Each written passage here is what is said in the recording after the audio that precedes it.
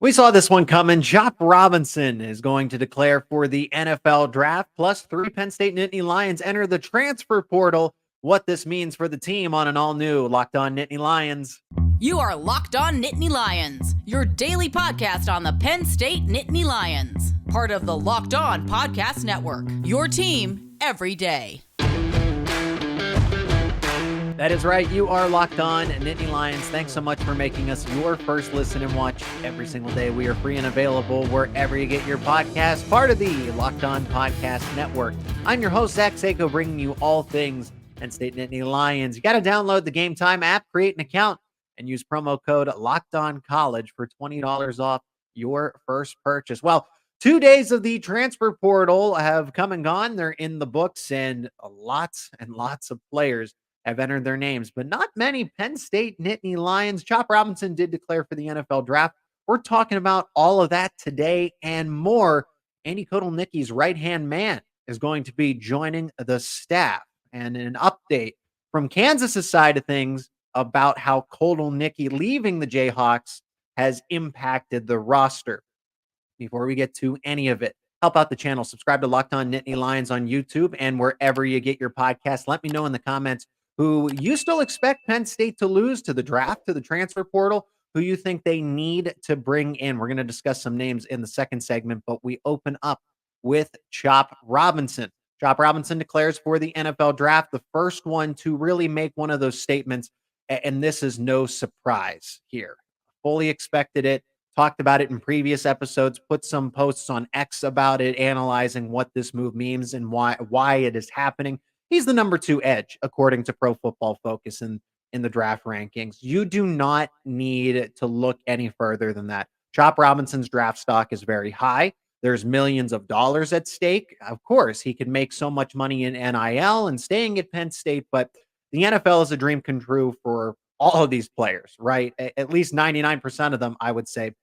And for Chop Robinson, who is going to potentially go top 10 in the NFL draft for 2024, you do not pass that up. In Penn State, Ola Adams, a different exception. Think back to Saquon Barkley, for example, right? The guys that Joey Porter Jr., guys that are definitely or should be surefire first-round picks. I know Joey Porter Jr. was selected 32nd overall in the second round of the draft by the Steelers.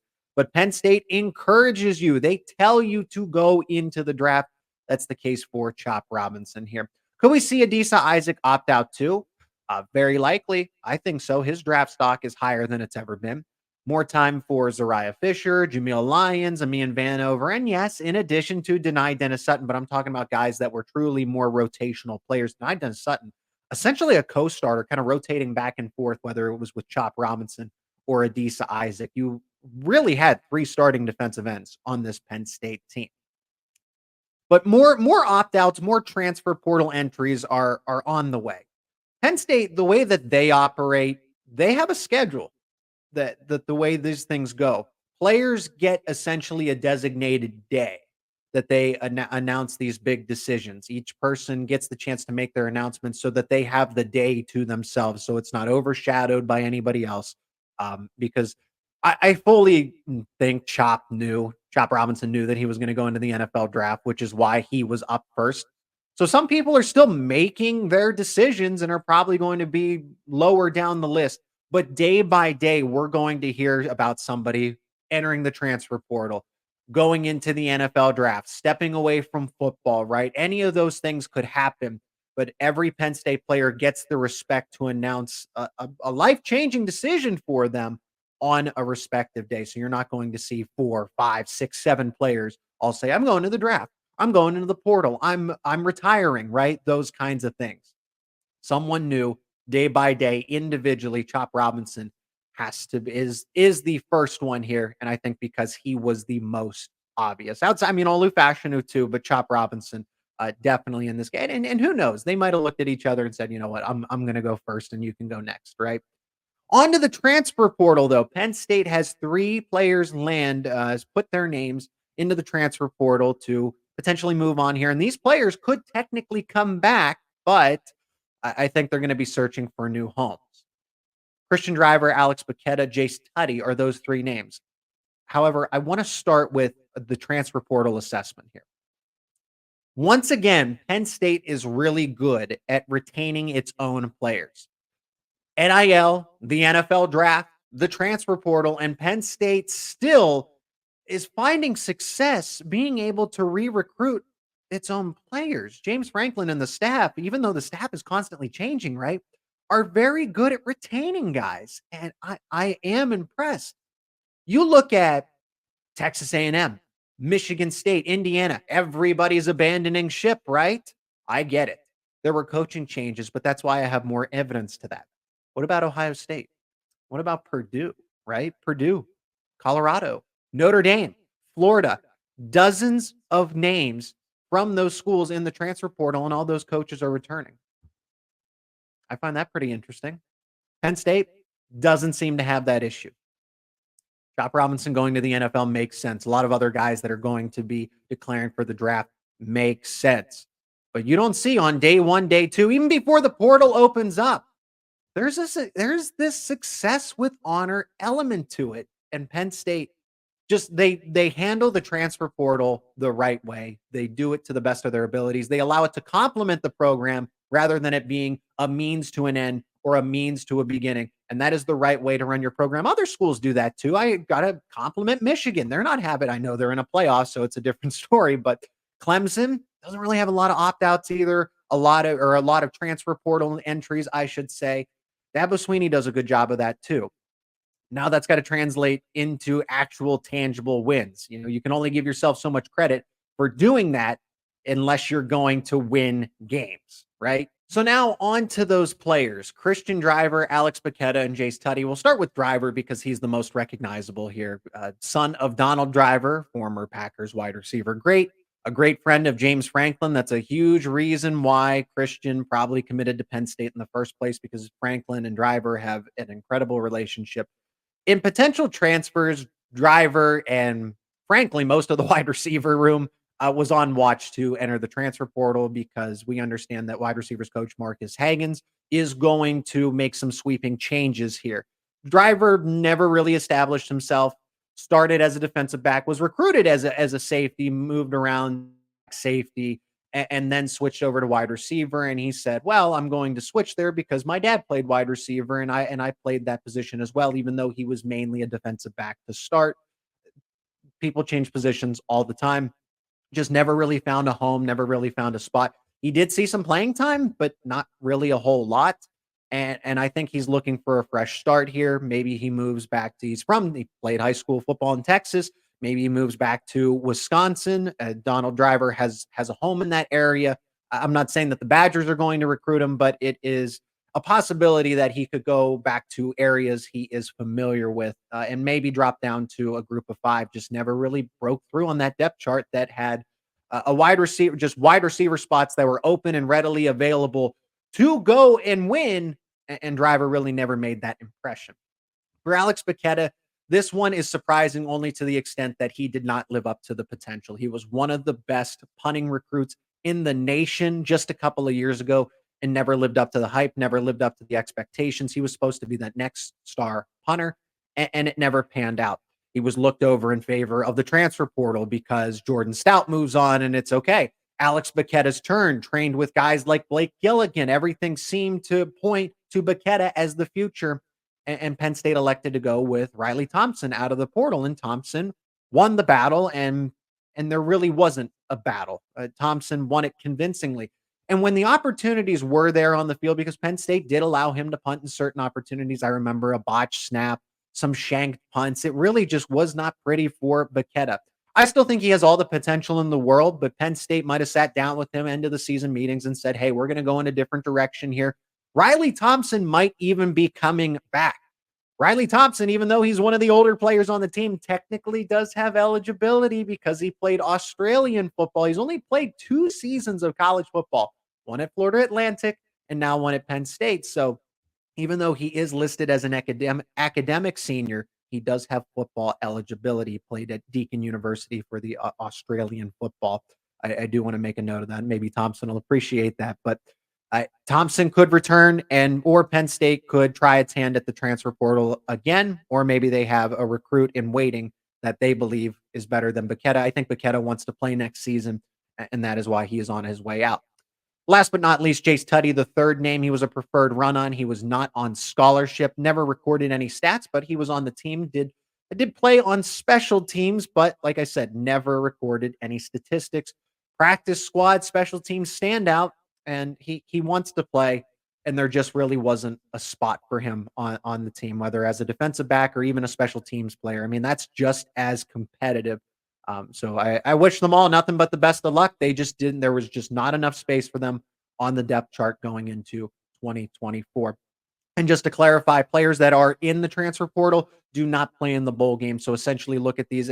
Someone like a Cristian Driver maybe could have seen a few snaps in a bowl game, hypothetically, depending on what Keandre Lambert-Smith wants to do, right? Or Dante Cephas. We still don't know. Right? Like I said, day by day, we're going to get an update for each and every one that does have a question mark about their future at Penn State. Well, speaking of futures at Penn State, which players could decide that they want a future at Penn State that are currently not on campus, not in Happy Valley? Well, we have some updates on important players that people need to watch out for the Nittany Lions, and we'll discuss that in just a moment. I want to tell you about one of our sponsors on today's episode, and that is Game Time. You got to download the Game Time app because buying tickets to your favorite events should not be stressful. Game Time is the fast and easy way to buy tickets for all of your sports, music, comedy, theater, all the events near you. Now, what are some things that I like about the Game Time app experience? I've used the Game Time app myself, and you get the last minute tickets, but you get flash deals on top of those last second tickets. It's easy to find and buy tickets in your area for whatever event you're looking for. And my favorite feature, you never have to second guess what tickets you're getting because you can see the view from the seats that you're looking at before you buy. So when you get to the venue, you're not curious or you're not second guessing yourself what that view, what that point of view is going to be looking like at the event. Lowest price guarantee along with event cancellation protection. Game Place is the place to get last second deals on everything from football, basketball, baseball, concerts, comedy, theater, and so much more. So snag the tickets without the stress with Game Time. Download the Game Time app, create an account, and use promo code LOCKEDONCOLLEGE for $20 off your first purchase. Again, create an account and redeem code LOCKEDONCOLLEGE for $20 off. Download Game Time today. Last minute tickets, lowest price, guaranteed. And the Locked On Podcast Network is proud of this one. Locked On has launched the first ever national 24/7 streaming channel on YouTube. Locked On Sports Today is here for you 24/7, covering the top sports stories of the day with the local experts of Locked On, plus our national shows covering each and every league. Go to Locked On Sports Today on YouTube and subscribe to the first ever national 24/7 sports streaming channel. Let's look at some updates for the transfer portal now. A few names that Penn State has offered, some speculation as what they are going to do with the available players, and just the craziness of the first 2 days of the transfer portal, trying to condense this down into this second segment before we talk about the analyst changes on Penn State staff in the final segment here. Chris Mitchell, FIU wide receiver, Florida International, already makes his decision. I can't believe how quickly this was. But this is Chris Mitchell is the older brother of John Mitchell. John Mitchell, some of you might know, the everydayers might remember him because he is a cornerback commit in the class of 2024 for Penn State. Well, we would think family matters here, right? Not in this case. Really, really successful season at FIU this past year, but already committed to the Fighting Irish. And the Fighting Irish have had a lot of changes themselves with the dozens of names that have gone into the transfer portal over there. This one certainly does not make sense to me. Now, there was no reported offer by Mitchell, but like I said, the change came so fast. He was in the portal for a matter of days and moves from FIU to Notre Dame. But interestingly enough, there was no official offer reported from Mitchell. So maybe Penn State did not like him because they did offer a few other wide receivers that we're going to talk about. I just find that so interesting that your little brother is going to Penn State. He's verbally committed right now, and older brother is going to go to Notre Dame. I really don't have any further comment than that. I just thought that would be one of the reasons that you would get another wide receiver here in this case. Let's move on to another name in the transfer portal, and that is Jamori Macklin. And some people might recognize him, especially Pennsylvania football fans, because he is the cousin of Eagles star wide receiver, former star wide receiver, Jeremy Macklin. How about that? North Texas Green Machine football player, absolute stud, honestly, in Group 5.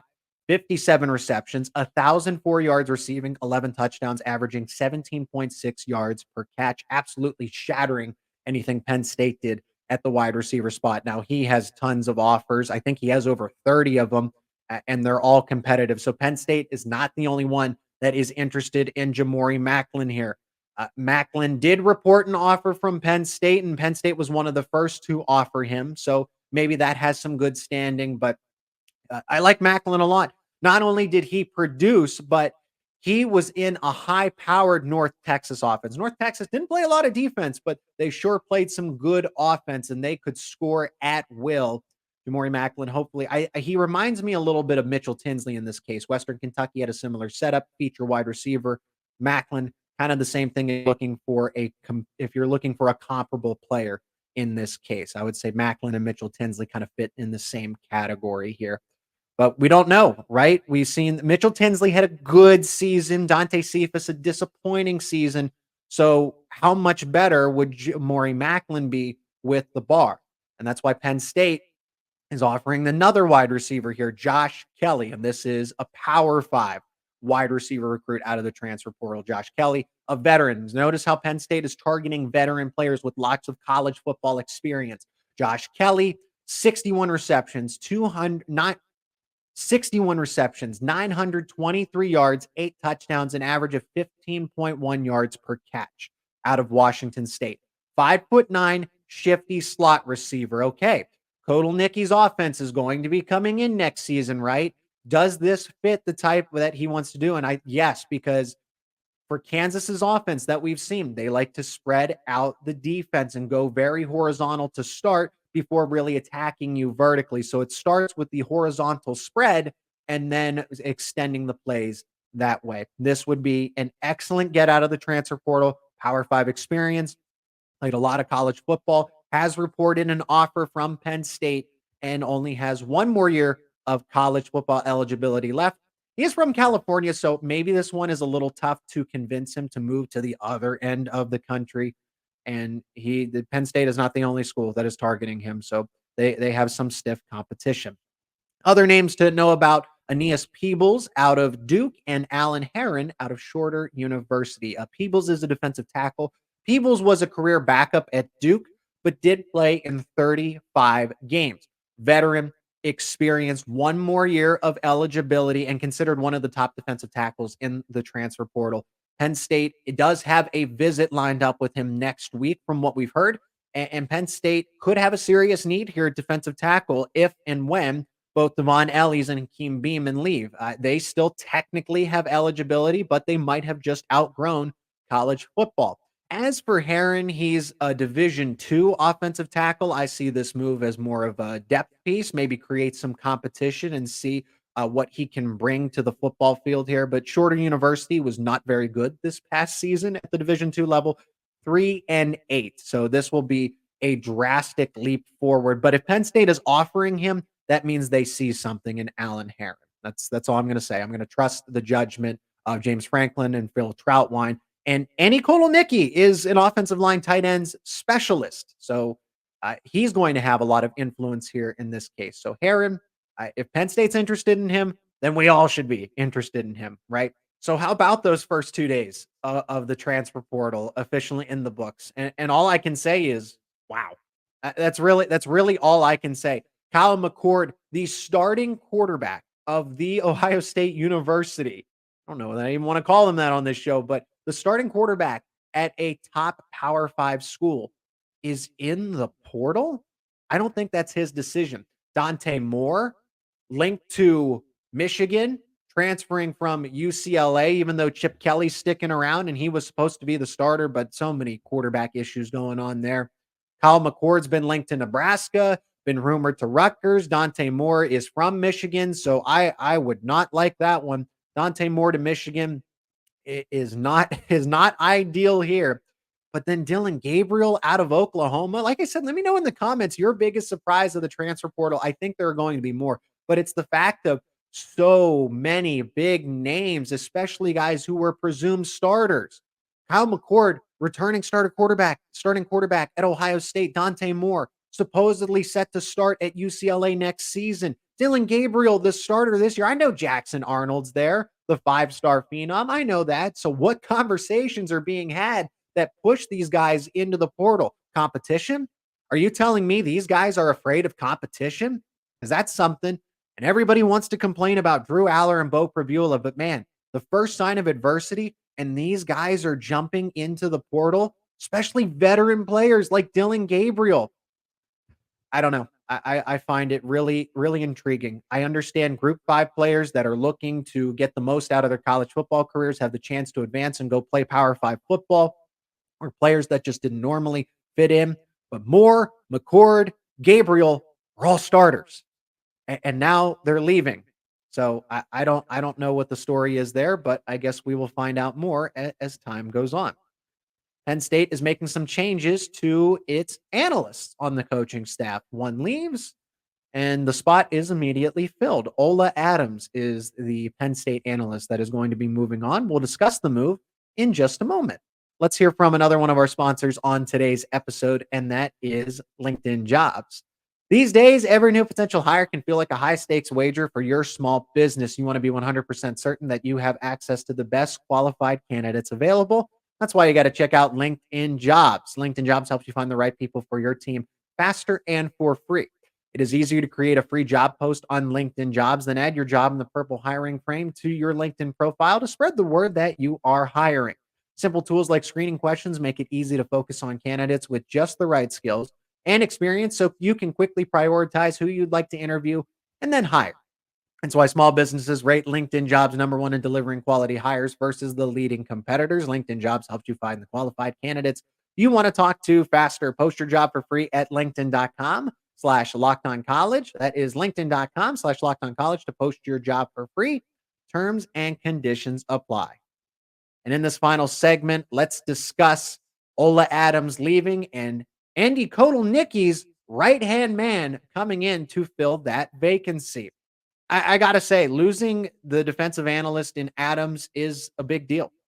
It is. I don't think that anybody should look past as well. He's just an analyst. How important could he be? Penn State would have promoted him. Well, there's a lot of valuable guys on the staff. Ola Adams is taking the defensive backs job with Indiana. So, we're already seeing the impact of new Indiana head coach Kirk Cignetti taking a coach, a valuable asset to Penn State staff away. So it's not like Adams went to a different conference. He's staying in the Big Ten, and Indiana knows just how valuable he is. He's going to work with the defensive backs. But the reason this move is made is because Indiana can give him a raise since he's going to be an on-the-field coach. On-the-field coaching responsibilities as an analyst, you do a lot more behind-the-scenes work and the prestige of it. You are now a position coach at a Power 5 school, right?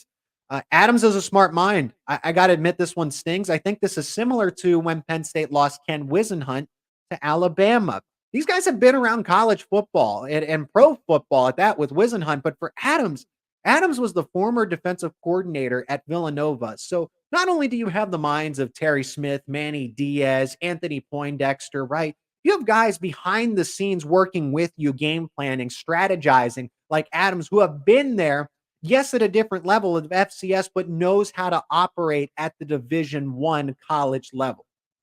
He's called defenses. He understood. Analysts matter. Just because they don't have an on-field role, don't discredit them. It does not mean that they do not contribute. And I think in this case, Adams contributed a lot. I'm not saying the defense is going to have a complete makeover because his presence is not there, but you're going to have to find a way to make up for that in this case. But Penn State wasted no time filling that vacated role because now you have Andy Kotelnicki's right-hand man. That's the way that he was described. These are not words. These are not my words. They're everybody else's. Bill Quizert. I hope I'm pronouncing that right. Bill Quizert is Kotelnicki's right-hand man at Kansas. He is going to be following Kotelnicki to Happy Valley, listed as an analyst on the staff, but was also an assistant coach to the tight ends and the offensive line. I say the more the merrier, the more that you can continue to build up the offense with Penn State, who has seen so much progress at the offensive line spot. So now, yes, you're losing a piece of the defense there, but you're getting an offensive analyst that is going to understand to how to make the run game more effective, to get better out of pass protection, to utilize the tight ends more. I am all for this move. So this will immensely benefit what Phil Trautwein is already doing with an offensive line that, yes, is going to see some changes, but does have a lot of talent waiting in the wings here, and then tight ends. I mean, Theo Johnson, I anticipate, is going to go on to the NFL. Tyler Warren, I expect him to return. But when you think of Tyler Warren, 5-star recruit in Luke Reynolds, Andrew Rapplier, Khalil Dinkins, you get another strong influence at both of these spots where Penn State can already capitalize on a strength. So this is the member, because we talked about this. What members of Kansas's staff or somewhere else was Andy Kotelnicki going to bring a friend, bring a buddy, right? Bring a buddy in this case. And this is how it works out because you had the vacancy. You didn't have to fire anyone to make room for Quiser. And while we're on the topic of Kansas football, an interesting update here. According to Derek Johnson, we had him on as a special guest for Locked On Jayhawks. Coming out of Kansas's camp, this could be seen as a bad thing here. But none of the Kansas players or commits are going to follow Kotelnicki to Penn State. And I think this can be looked at as one of two ways. So I appreciate Derek Johnson for providing me the update from Locked On Jayhawks here. But all of the players are going to stay committed and not enter the transfer portal, or even the players that are committed in the class of 2024 flip over to Penn State. One of them notably a high-end tight end commit, and Penn State is always usually searching for 2 tight end commits in the class. In any respective recruiting class, they're only getting Luke Reynolds. I say that only getting a 5-star recruit, right? But this can be looked at in two ways. The bad, that, well, what kind of relationships did Kotelnicki have at Kansas? Why aren't any of the players following him to Penn State? Why aren't any of the commits? How strong were those relationships actually? Is it Lance Leipold and Kotelnicki doesn't really have that same sort of influence? Or the way that I look at it is that maybe because Penn State's roster is just too good. Maybe there aren't any available spots for now you could argue wide receiver, right? But tight ends, offensive line, the tight end recruit that's committed to Kansas's class of 2024. There's not really any space for those guys to totally flip their decisions here. Wide receiver is one thing, but Andy Kotelnicki's specialty when it comes to position groups is offensive line and tight ends. So Penn State is very stout in both of those position groups. So I think this can be looked at as a negative thing. I somewhat see it as a good thing because that means Penn State's roster doesn't have a lot of holes in it. And that's going to do it for this episode of Locked On Nittany Lions. I appreciate every one of you checking out this episode. Like the episode, comment your thoughts on the transfer portal and who Penn State should be targeting at this point in time. Help out the channel. Subscribe to Locked On Nittany Lions on YouTube and wherever you get your podcast to follow for more Penn State content. And we're going to welcome back on Pat Corbler in an upcoming episode to continue to talk about and discuss the transfer portal. It'll all be right here on Locked On Nittany Lions.